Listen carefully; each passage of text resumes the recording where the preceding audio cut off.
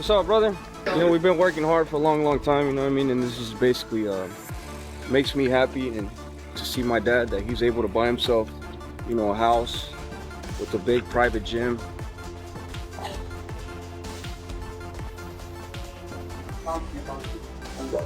I know there's a lot of things that we could accomplish, and there's a lot of things that we could give back, not only to our people, but to our community, you know what I mean? We got a lot of fighters here. One of our friends painted this. He goes to the first Benavidez boxing gym, the one in Burien. He paints them all himself, so he's a talented brother. So but yeah, this is my dad's design, you know what I mean? This is actually my first time, you know, starting training camp here in this gym. Stretch it down, pull it up. Ready, go. 10, 9, 8, 7, power, 6, 5, power, 4, power, 3, 2, one more. Good, under here, roll under the bed.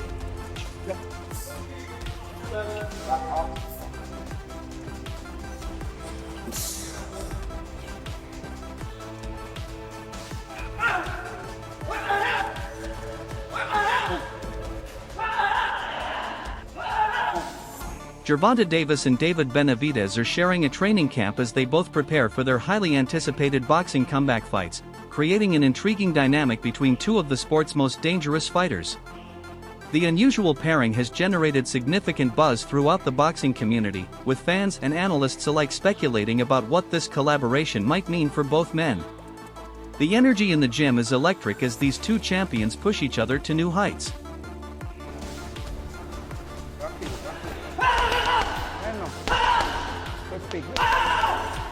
Ten seconds!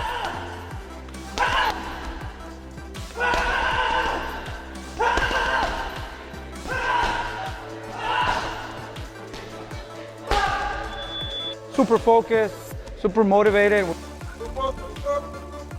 You gonna feel all this shit we gotta do? Look, hey Tank, we're gonna go 35 for 12. With the training camp inside, Fan in Boxing confirms that Tank has officially left Calvin Ford to join forces with Jose Benavidez Sr. This shocking alliance immediately raises massive questions about what this dramatic shift means for the champion's motivation and future skill set. And it seems like it's official that Gervonta Davis has a new trainer named Jose Benavidez. The decision to part ways with Ford, who had been with Davis since the beginning, marks the end of an era.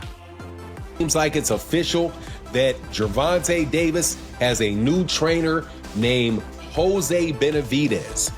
In this video though, because there's a lot of conversations going on about what this means for Gervonta Davis as far as his skill set, as far as like his motivation to be in boxing, and whether or not Jose Benavidez Sr. can ignite that fire in Gervonta Davis.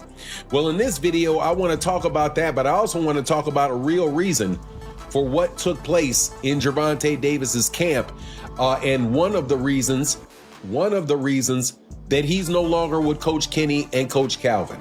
And I think it's an important thing to say because it's not all on Coach Calvin, it's not all on Coach Kenny, and it's not all on Gervonta. In this video though, there's a lot of conversations going on about what this means for Gervonta Davis as far as his skill set, as far as his motivation to be in boxing, and whether or not Jose Benavidez Sr. can ignite that fire in Gervonta Davis. Well, in this video I want to talk about that, but I also want to talk about a real reason for what took place in Gervonta Davis's camp.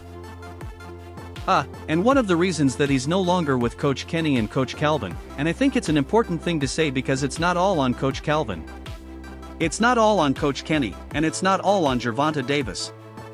He then uncovers a toxic atmosphere of betrayal, revealing that the true breakdown happened because paid snitches infiltrated the fighter's inner circle. A dark web of greed is exposed as trusted individuals began selling out their private camp secrets for a quick payday, creating an environment of suspicion and paranoia. I have been paying attention to that camp for a while. I know people in that camp. I know people around that camp. And I can tell you without a doubt that the major issue with Gervonta Davis and that particular camp was the fact that there's so many paid snitches in his camp.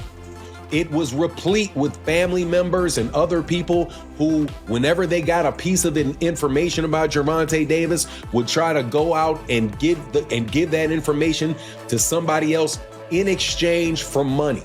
So Gervonta is looking up at the internet, seeing what's being said about him, hearing this information coming out about himself, and saying, man, where's... I have been paying attention to that camp for a while. I know people in that camp. I know people around that camp. And I can tell you without a doubt that the major issue with Gervonta Davis and that particular camp was the fact that there's so many paid snitches in his camp. It was replete with family members and other people who, whenever they got a piece of information about Gervonta Davis, would try to go out and give that information to somebody else in exchange for money. So, Gervonta is looking up at the internet, seeing what's being said about him, hearing this information coming out about himself and saying, man, where is this coming from? This internal warfare had been brewing for years, forcing the team to desperately patch up the leaks by enforcing absolute silence. You will see how a strict media blackout was implemented just to protect the fighters' crumbling peace of mind. Originally, and this was a couple years ago, I remember when Gervonta started getting upset with it, and he started blocking people and getting mad about stuff, and he started telling Kenny and Calvin, that basically not to be announcing things, not to say things about who he's going to fight next or what he's going to do next, because Gervonta started getting irritated about that.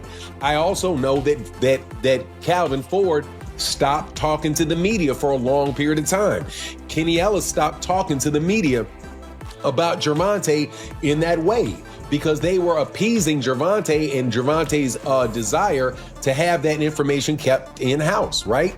So to the extent that they were having conversations that Gervonta Davis didn't want to have, they had nipped that in the bud several years ago. The espionage ran much deeper than anyone expected, with underground informants actively weaponizing data on social media to sabotage his career from within. The speaker compares this modern-day sabotage to a legendary psychological warfare tactic used in one of boxing's most iconic past rivalries. However, what happened is you have family members and other members in the gym that have connections with people that have Twitter pages, connections with people that have YouTube pages, and they continued, the people with the Twitter pages and the YouTube pages continue to pay these people money for inside information about Gervonta, and he got very distrustful.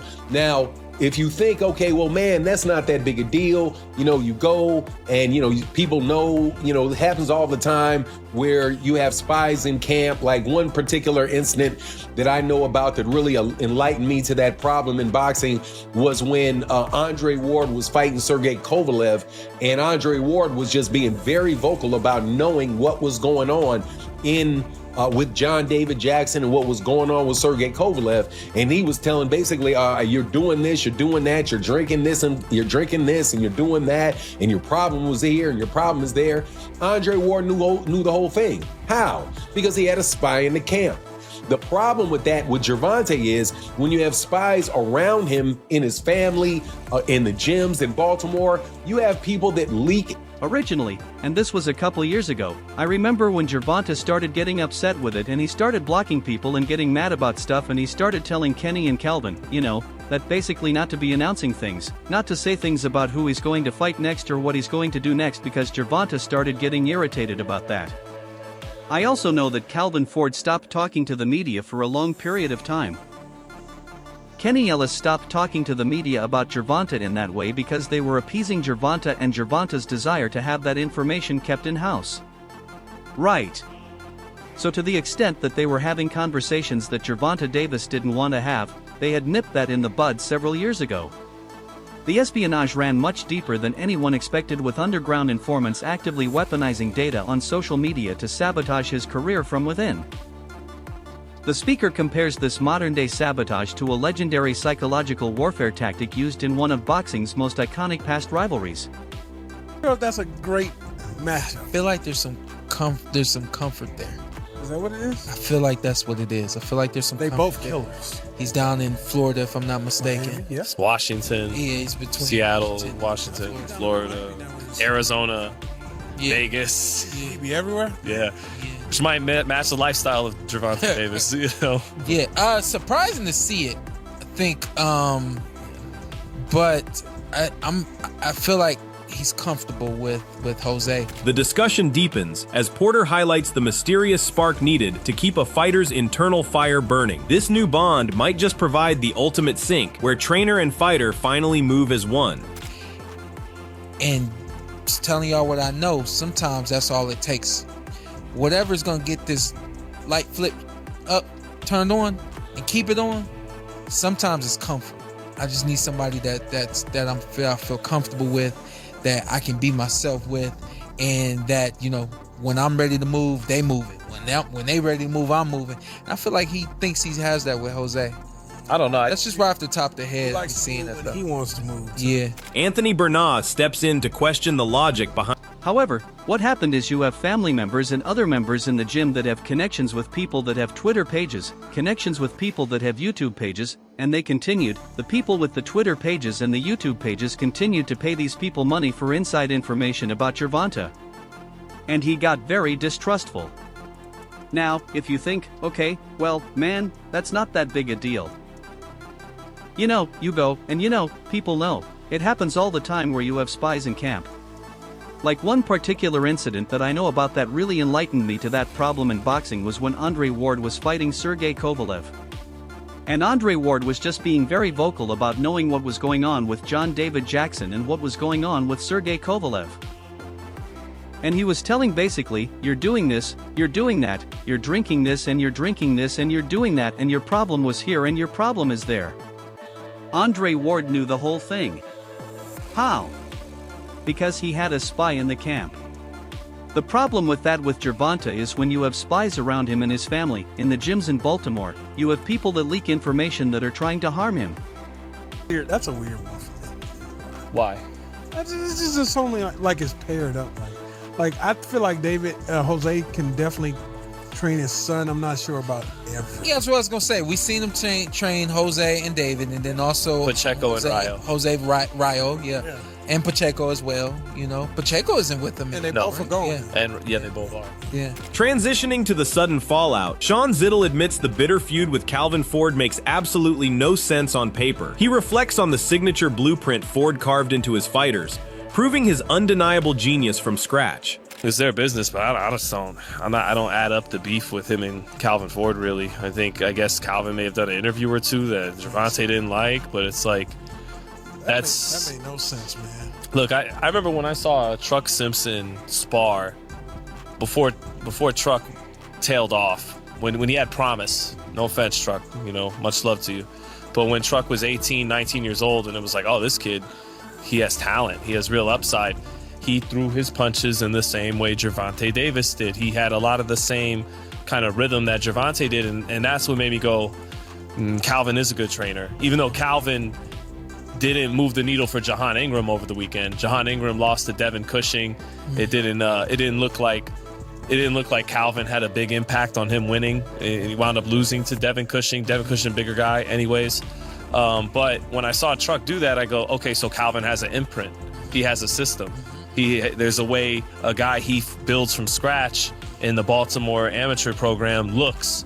And so that made me lend more credence to Calvin's work. Zittel concludes by recalling a time when only Ford could rescue the champion from his darkest, most sluggish moments in the gym. It leaves everyone wondering how a bond built on ultimate loyalty could completely disintegrate.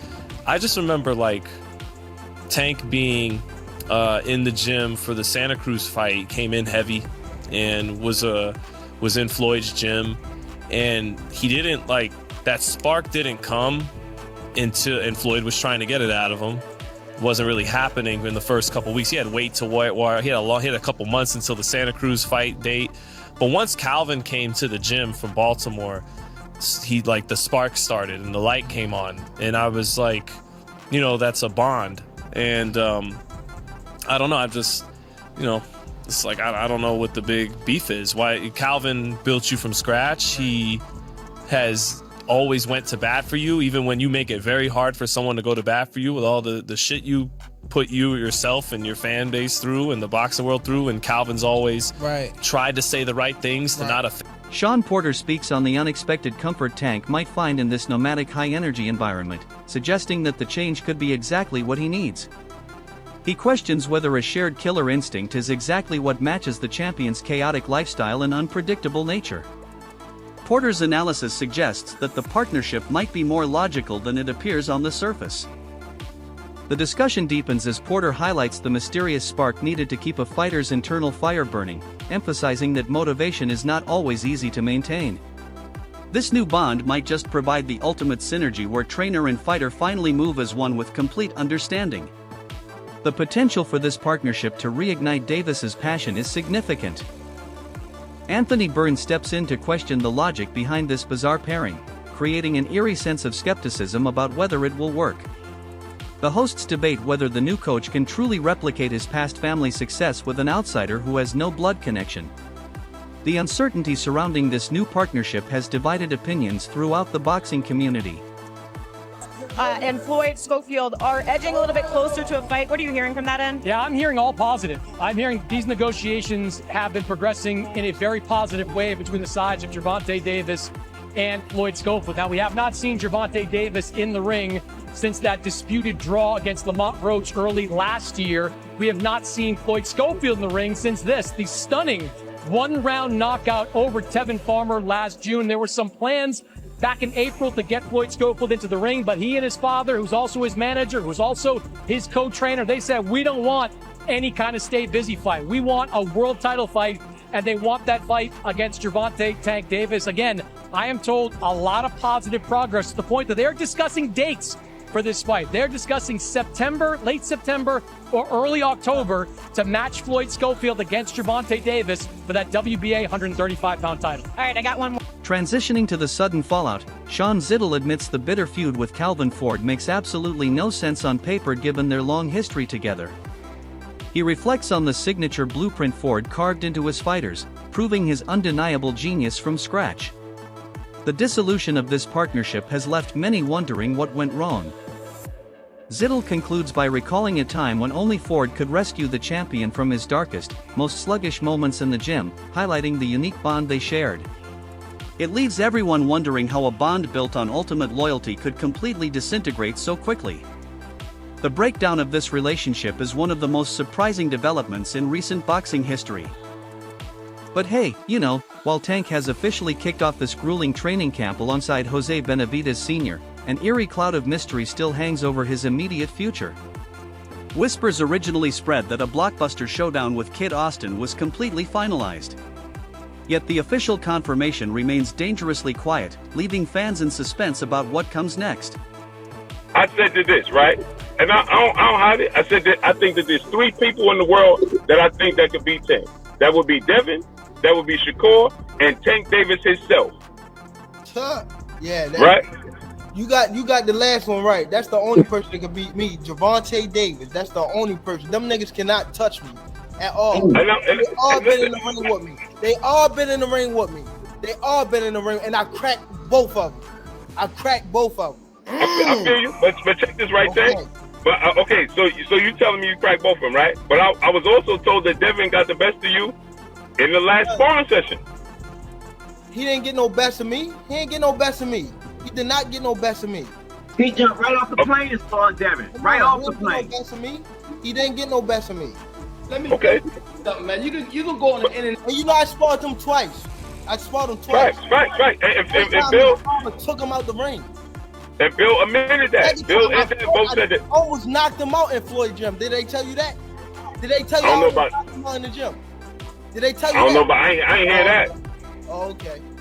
Adding fuel to the raging fire, Gervonta Davis suddenly disrupted the boxing world by sending a chilling knockout warning to both Shakur Stevenson and Devin Haney. This unexpected threat raises the stakes to an absolute fever pitch, leaving fans wondering who will actually step into the ring to face the monster next. The callouts have added another layer of intrigue to an already complicated situation. Floyd Schofield Sr. fires back with brutal honesty, blasting the champion's sudden media antics as nothing but a pathetic smokescreen to mask a coward's retreat. He claims the sudden social media callouts are an elaborate diversion designed to distract the public from the fact that Tank is actively running away from his dangerous mandatory challenger. Schofield's accusations have added to the growing tension surrounding Davis's next move. It's a duck. A duck is a duck. He just needed a big diversion to make people believe and look away from him ducking his mandatory person. He ducked us before he had the roach fight too. He ducked us over a year. So a duck is a duck. That's all I have to say. Because if Keyshawn's supposed to be fighting Devin, why he calling out Devin? If he not moving up to fight Shakur, why he calling out Shakur? And he has a mandatory, so he preferred to give up his belt. So thank you. We have no problem becoming a world champion. The boogeyman left. He ran. So that's all that shit is smoke and mirrors. They've been calling each other out for years now. All of them. Has it ever happened? I don't think it's happening now. So this is just a diversion so people don't look at him like, yo, you really ducked your mandatory. The furious tirade deepens as Schofield Sr. warns that this toxic modern obsession with fame and easy money is entirely destroying the soul of traditional boxing. He argues that by completely vacating the world title and fleeing the division, a terrible message is being sent to every young amateur fighting to earn a rightful shot at greatness. And that's acceptable. For the YouTubers, yeah, I get y'all. It's about money, it's about fame. Yeah, that's the Floyd Mayweather era. That's the era that's fading out. We of the era that you work your way up to number one, you fight the champion. Because that's what gives hope to these kids in the hood or these kids going through the amateurs. The hope when they get to number one in the ranking, they can have their chance at fighting for a world title. You take that away, then you destroy boxing. So, smoke and mirrors, man. The man gave up his title and hauled. The furious tirade deepens as Schofield Sr. warns that this toxic modern obsession with fame and easy money is entirely destroying the soul of traditional boxing. He argues that by completely vacating the world title and fleeing the division, a terrible message is being sent to every young amateur fighting to earn a rightful shot at greatness. His comments have resonated with those who believe in the traditional values of the sport. In the middle of this chaos, Devin Haney took to social media to pour more fuel on the fire by dropping a series of cryptic high-stakes posts. Devin Haney tweeted he kicked off the excitement with a simple hyped-up "let's go" before directly dropping a bombshell matchup stating Haney versus Davis. He quickly followed that up by quoting his own matchup post with the caption "key," seemingly confirming his highly anticipated showdown with Keyshawn Davis. Despite all of these massive callouts and sudden fight confirmations from rival camps, the boxing world is still left completely in the dark regarding who will actually be the next opponent to step in the ring against Gervonta Davis.